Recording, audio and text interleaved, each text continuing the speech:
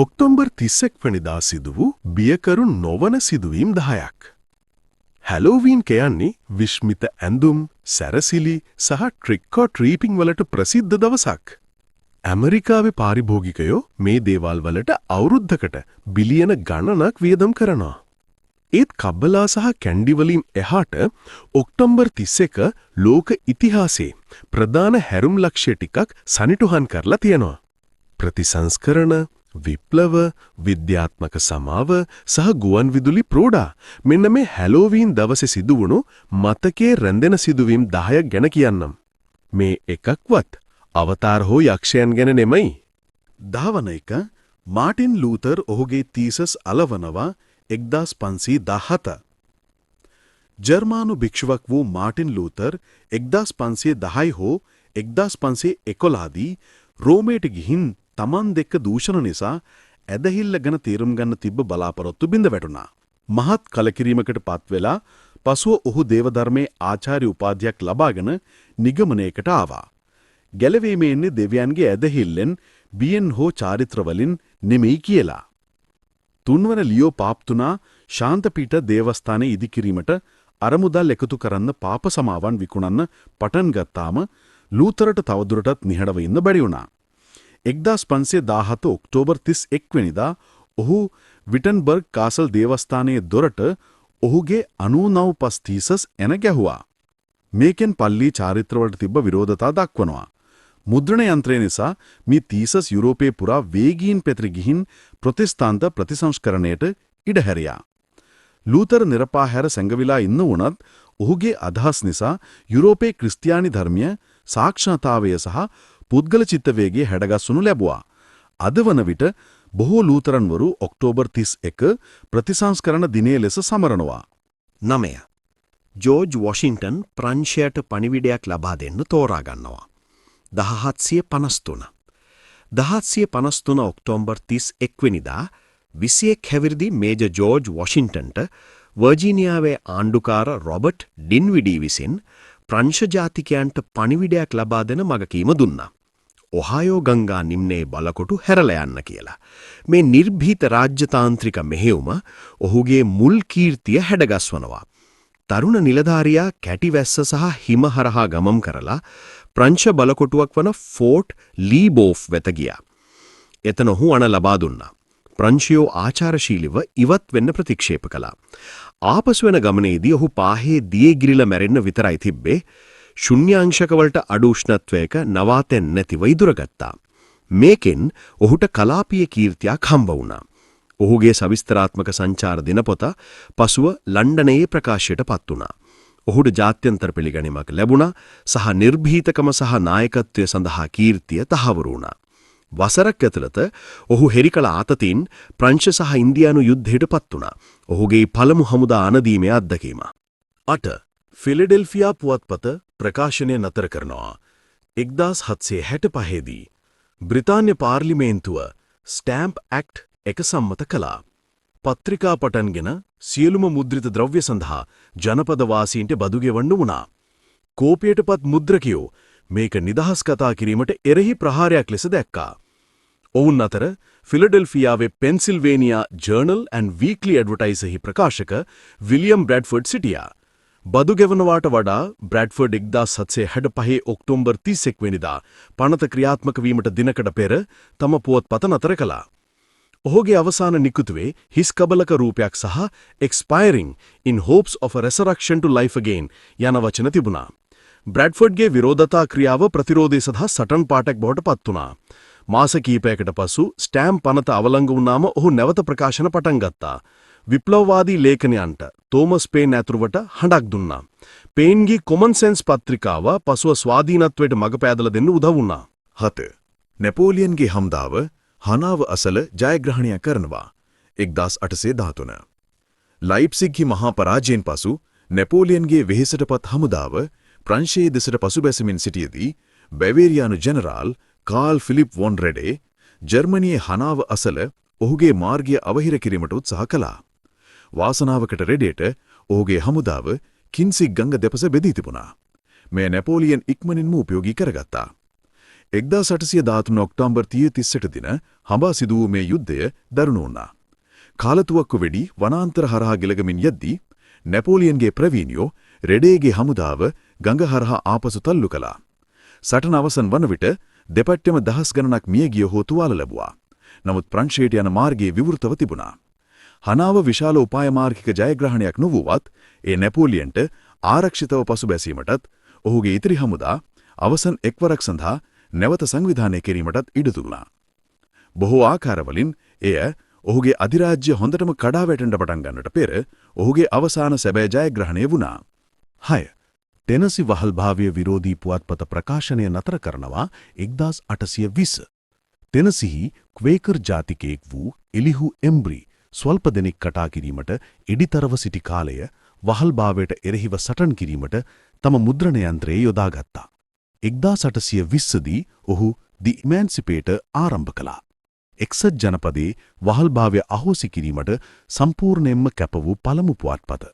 ගිනිජ්වාලා කතුවෙකි මදින් එන්ඩ්‍රි වහල් හිමියන් හෙලා දුටුවා සහ තම වහලුන් නිදහස් කළ අයව ප්‍රශංසා කළා. ඔහුගේ මාසික පත්‍රිකාව දක්ෂිණ ප්‍රාන්ත කීපයක ග්‍රාහකයන් වෙත ළඟා වුණා සහ මුල් වහල්භාවයේ විරෝධී ජාලයන්ට ආශ්වාදයක් වුණා. නමුත් පිරිහෙන සෞඛ්‍ය ඉක්මනින් බලපෑවා. 1820 ඔක්තෝබර් 31 වෙනිදා ඔහු අවසාන නිකුතුව ප්‍රකාශයට පත් කළා. සතියිද්දකට පසු ඔහු වයස අවුරුදු 38 දී අසනීපෙන් විය ගියා. කෙටි කාලයක් පැවතුනත් දි ඉමැන්සිපේටර් අනාගත වහල්භාවය විරෝධී ප්‍රකාශන සඳහා පදම දැම්මා. දශක ගණනකට පසු ව්‍යාපාරය හැඩගස්වන්න උදව් කරන අදහස් පැතිරි හැරියා. 5. බ්‍රිගම් යං නෙබ්‍රාස්කාවට පැමිණෙනවා 1847.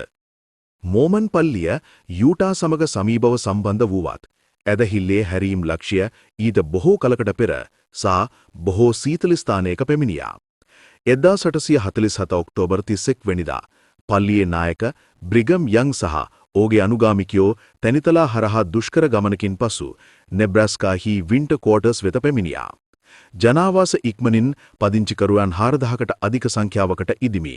බටහිරට සංක්‍රමණය වන පුරෝගාමීන් සඳහා අත්‍යවශ්‍ය සූදානම් ස්ථානයක් ලෙස සේවය කළා.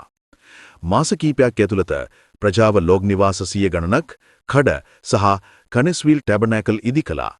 එහිදී යං පසුව ජීසස් ක්‍රයිස්ට් ඔෆ් ලෙටර්-ඩේ සේන්ට්ස් පල්ලියේ ජනාධිපති ලෙස තේරීපත් වුණා. විශ්වාසවන්තයන්ට වින්ටර් ක්වෝටර්ස් දුෂ්කරතා සහ බලාපොරොත්තුව යන දෙකම සංකේතවත් කළා. මිසූරි ගඟ මත මෙම තාවකාලික රැකවරණයෙන් දහස් ගණන් පුරෝගාමීන් අවසානයේ යූටාහි සෝල්ට් ලේක් නිම්නයට යන්න ගියා. 4. නෙවාඩා ප්‍රාන්තයක් බවට පත්වෙනවා 1864. සිවිල් යුද්ධයේ අවසාන දිනවලදී ජනාධිපති එබ්‍රහම් ලින්කන්ට වහල්භාවය අහෝසි කරන 13 වන සංශෝධනය සම්මත කිරීම සහතික කිරීමට දේශපාලන සහයෝගය ඉතා ඉක්මනින් අවශ්‍ය වුණා. ඒ නිසා නෙවාඩාව ප්‍රාන්තභාවය සඳහා ඉල්ලුම් කළාම ඔහු ඒ ඉක්මනින් අතුලත් කරනවාට වග බලාගත්තා. 1864 මැතිවරණයට හරියට කාලෝචිතව 1864 ඔක්තෝබර් 31 වෙනිදා රිදී ප්‍රාන්තයේ නිල වශයෙන් සංගමයට සම්බන්ධ වුණා. වොෂින්ටනයට කාසන් සිටි සිට එවූ එහි ප්‍රවේශ විදුලි පණිවිඩය වචන 16000කට වඩා දිගු වුණා. එකල එවන ලද දිගම එක. නෙවාඩාවේ ප්‍රවේශය ලින්කන්ගේ නැවත තේරීපත් වීම සහ විමුක්තිය සඳහා තීරණාත්මක රිපබ්ලිකන් ඡන්ද එකතු කළා. ස්පාන්‍ය වචනයක් වන හිමෙන් වැසුණියන්නේ නම් කර ඇති නෙවාඩාව පසුව රිදී කැනීම් සහ සූදුවෙන් වර්ධනය වුණත් එහි හැලෝවින් උපන්දිනය එක්සත් ජනපද ඉතිහාසයේ දේශපාලනිකව වඩාත් වැදගත් එකක් ලෙස පවතිනවා. 3. ලින්කන් මහාමාර්ග සංගමය කැපකිරීම 1913. රූට් 66 සහ අන්තර්රාජ්‍ය පද්ධතියට පෙර ඇමරිකාවට ලින්කන් මහාමාර්ගය තිබුණා. ජාතියේ පළමු අන්තර්මහාද්වීපික මෝටර් රථ මාර්ගය. 1913 ඔක්තෝබර් 31 වෙනිදා ලින්කන් මහාමාර්ග සංගමය නිව්යෝර්ක් නගරය සෑන් ෆ්‍රැන්සිස්කෝව දක්වා සම්බන්ධ කරමින් සැතපුම් 3000 සහ ප්‍රාන්ත 13ක් කරහා ගමන් කරන මාර්ගය නිල වශයෙන් කැප කළා. පොදු සහ පෞද්ගලික අරමුදල් එකතු කිරීමෙන් නිදි කරන ලද මෙම ව්‍යාපෘතිය අරමුණු කළේ නගරවලින් පිටත පදික මාර්ග දුර්ලභ වූ කාලයේ දිගුදුර මෝටර රථ ගමන් කළ හැකි කිරීමයි. කරමදාම සහ මැටිපීලි අතර ගමන් කරන මුල් මෝටර රථ ධාවකයන්ට ගමන සම්පූර්ණ කිරීමට මාසයක් පමණ ගත වුණා. ලින්කන් මහාමාර්ගය සංචාරක කර්මාන්තය, කුඩා නගර ආර්ථිකයන් සහ ඇමරිකාවි මාර්ගචාරිකා සඳහා ඇති ඇල්ම ආස්වාදයක් වුණා. එය අද වනතුරුත් ජාතිය සම්බන්ධ කරන එක්සත් ජනපද මහාමාර්ග පද්ධතියට පදනම දැල්මා. 2. ඕර්සන් වෙල්ස් වෝර් ඔෆ් ද වර්ල්ඩ්ස් ප්‍රෝඩාව පැහැදිලි කරනවා 1938.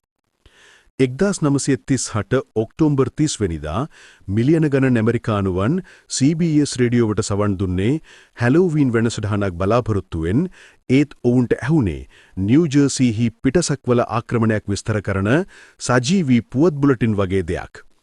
H.G. වෙල්ස්ගේ වෝර් ඔෆ් ද වර්ල්ඩ්ස් හි අනුවර්තනයක් වූ මෙම විකාශනය අධ්‍යක්ෂණය කළේ 23 හැවිරිද්දී ඕර්සන් වෙල්ස්.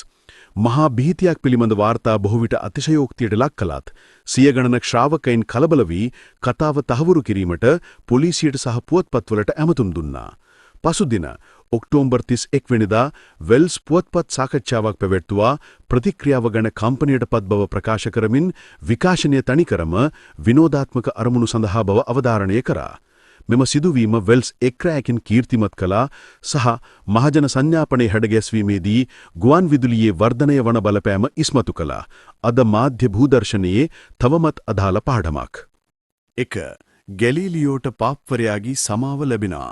1992 ඉතාලි තාරකා විද්‍යාඥ ගැලීලියෝ ගැලීලේ කතෝලික පල්ලිය සමග දිගු කළ ගැටුනේ සූර්යයා කේන්ද්‍ර න්‍යාය පෘථිවිය සූර්යයා වටා භ්‍රමණය වන බව සඳහා සහාය දුන් නිසා 17 වන සියවසේදී සිද්ධාන්තයට වඩා විද්‍යාව වෙනුවෙන් ඔහු කළ ආරක්ෂාව නිසා හෙලා දැකීම සහ අවුරුදු ගණනාවක නිවාස අඩසියකට ලක්වුණා.